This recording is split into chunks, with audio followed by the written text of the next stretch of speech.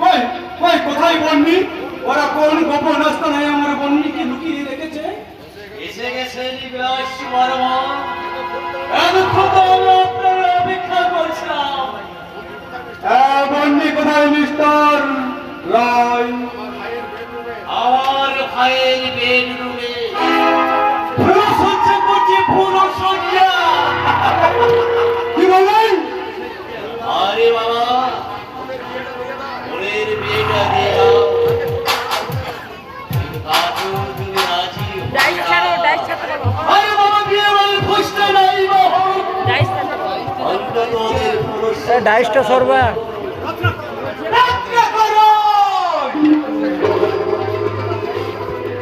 ডাইসটা সরিবা ডাইসটা dialogue বলে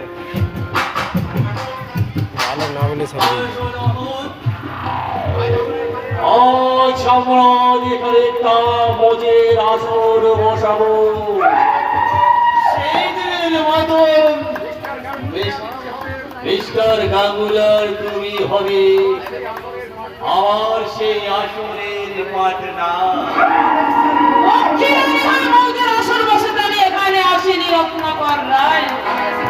আমি এসেছি কিন্তু আইনের দড়িতে হাত করা পাতে নাও ইউ আর আন্ডার এত হুম্মে তুম্মে হয়ে পড়লাম রে অবসর, কারণ তুমি নিজেই আজ মৃত্যু পুরীতে এসে পড়েছো। মৃত্যুর সাথে খেলার প্রস্তুতি নিয়ে আমি এখানে এসেছি মিস্টার রত্নাকর রায়। এখনই বলছি হাত তোলো। I say you hands up. আমি গুলি করে তোমার মাথা খুলে দিয়ে একদম উড়িয়ে দেবো। তার আগে আমি তোমার মাথার খুলিটাই উড়িয়ে দেবো।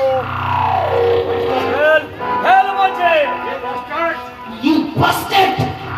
আইনের পোশাক পরে আইনের সাথে বেইমানি করছো তুমি। তোমার লজ্জা করছে না?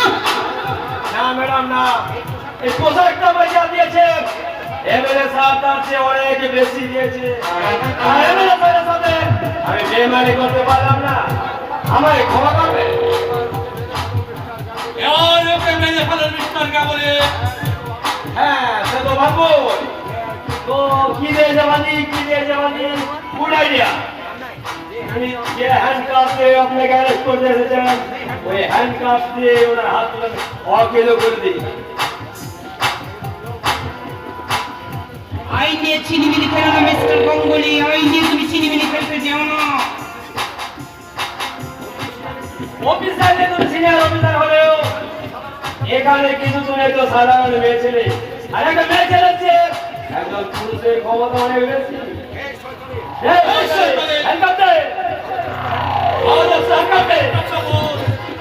তোর পিস্তল দিয়ে তোকে আমি না মিস্টার রায়, একজন অফিসারের সাথে আপনারা এমন করতে পারেন না। চল